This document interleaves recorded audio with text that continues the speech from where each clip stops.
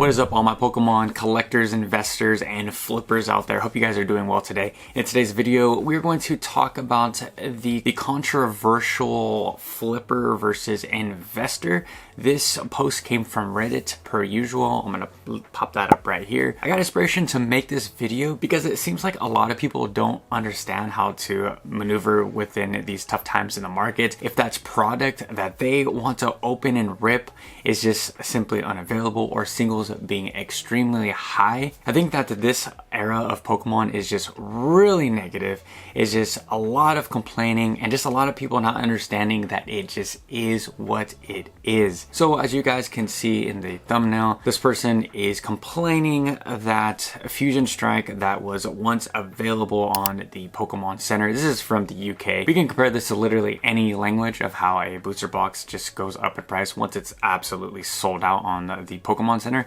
And this is just what happens if you guys are new to this space, or if you guys have just been living underneath a rock. The moment something goes out on the Pokemon Center, we're going to see a nice little rise because it simply isn't being printed anymore, or isn't available or going to be restocked anymore. At least that's what we think, or what we hope. And the phrase that I could apply to this picture is that today's price isn't yesterday's price. That's just how the market goes. There's always people that go to eBay and raise the prices once these things happen, and then people complain that they didn't buy more of said set for either their collection and or investment. And in this subreddit, it seemed like so many people were against investors, which is very rare because this was a Poke investing channel, but it seemed like a lot of blame was going towards the investors of why these sets were going up in value, etc. Two Redditors were going back and forth talking about how it is the investor's fault for making people have FOMO, and that his issue was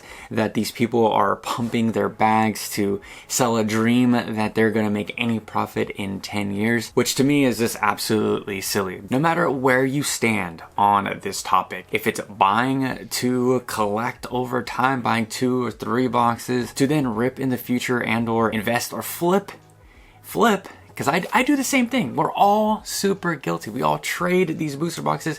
These trade, sell, flip. I mean, you could call it whatever you want. If you do hold for a certain amount of time, 5 to 10 years, that is like the golden zone of Pokemon cards. You're going to be able to sell off at a very high return rate. This person was just so pissed that people are just investing in Pokemon cards and that they are going to make such a small percentage. And then there was a rebuttal that someone replied right after that saying how they invested into Team Up, Sun and Moon, blister packs, and they did very well over time. And that's the thing with this whole collecting and investing. I believe that some of you guys have to have actual goals. You guys can't just hold this stuff forever. We obviously can't collect forever. Either our budget won't allow it or our space won't allow it. We all need each other. The players need the collectors need the investors, the never-ending cycle. But I think that in the community there's a lot of just grown men crying how other people are just spending their money. But on this channel, I tell you guys before, on this channel, the goal of this channel is to make sure that you guys just get the best deal, so that you guys aren't one of these people crying on the internet, complaining about how you didn't know that Fusion Strike was about to go out and stock. I try to give you guys daily updates on these cards and what I'm buying, and I'm pretty transparent of what is going on in my personal collection and investments, of course. But I think there's no difference between a scalper or a flipper or a investor.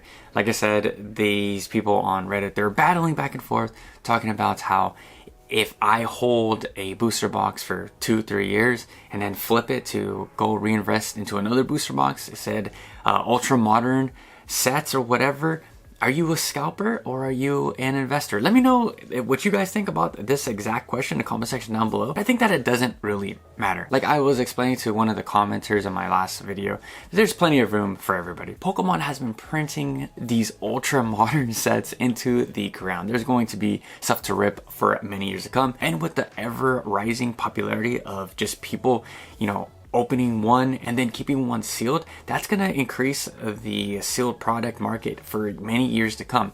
I do know that the rip and ship market, it kind of offsets that, or is maybe a little bit more stronger, or maybe it's going to cause a little bit more damage in that department, but only time can tell, and we have to just wait and see. But I think now with social media, there's an ever increasing pressure to just have some type of sealed product and or sealed investment. And I do hear you Pokemon collectors out there and the players. There's a few players that have left comments in my videos talking about how it just kind of turns them all off, all of this money talk and investing talk. I'm with you guys. Like I said, if all of this stuff behind me goes to zero, still happy. I would open it all up and get the pulls and still enjoy all the common cards and all the beautiful art. I'm with you guys, don't get me wrong, but this is just how the market is now, and we are going to go into a lull period, a sleepy period in Generation 10, and that is a time for us to shine. That is a time for us to get all of the cheap cards when people are just saying that Generation 10 is the worst sets. I can't believe that we have a toaster Pokemon as a starter. You know how this story goes. It's the same old thing for the past 5-10 years or whatever. And to tie this all back into the original thumbnail is that we are in the microwave era of Pokemon. Things are getting hot. People are going to be flipping. They're going to be scalping. They're going to be buying a booster box for $100 and then flipping it for $300 tomorrow. That's just how it is at this exact moment. Will we see Pokemon print Surging Sparks into the freaking ground?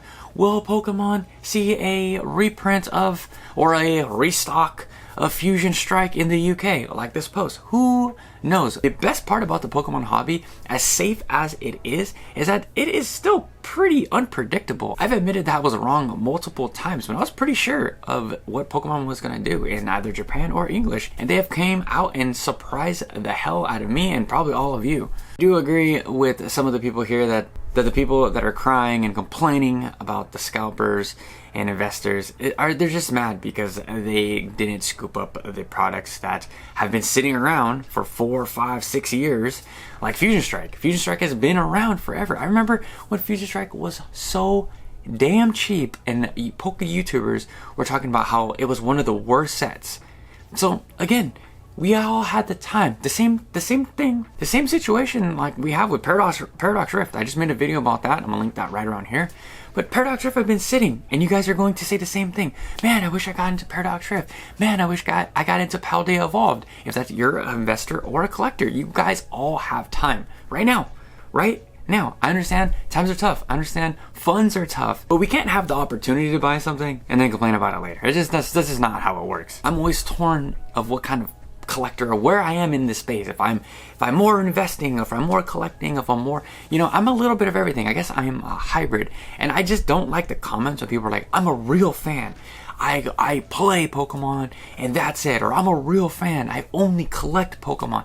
It's like I think you can just be a little bit of everything and still be a really die-hard fan. Like I told you guys, I'm in this thing for the long run. I love Pokemon. I've been loving Pokemon since I was 10 years old or younger. Since I was a kid, I was absolutely obsessed with every single character in Pokemon. There's not a Pokemon that I don't really like. I mean, there's some, but my love for the anime and just everything is it's gonna go forever. In the next decade, we're gonna see Pokemon get really popular. We're gonna see Pokemon have a downtrend. Hell, we might even see Pokemon go out of business. We never know. But that's all I got for you guys today. I know it's gonna have a longer rant, but I want to know what you guys think. I love hearing you guys chirp in on these topics. I know this is kind of a controversial topic, but let me hear it. And be civil in the comment section. Don't say anything crazy. And until next time, I'll catch you guys with a fresher video. Peace.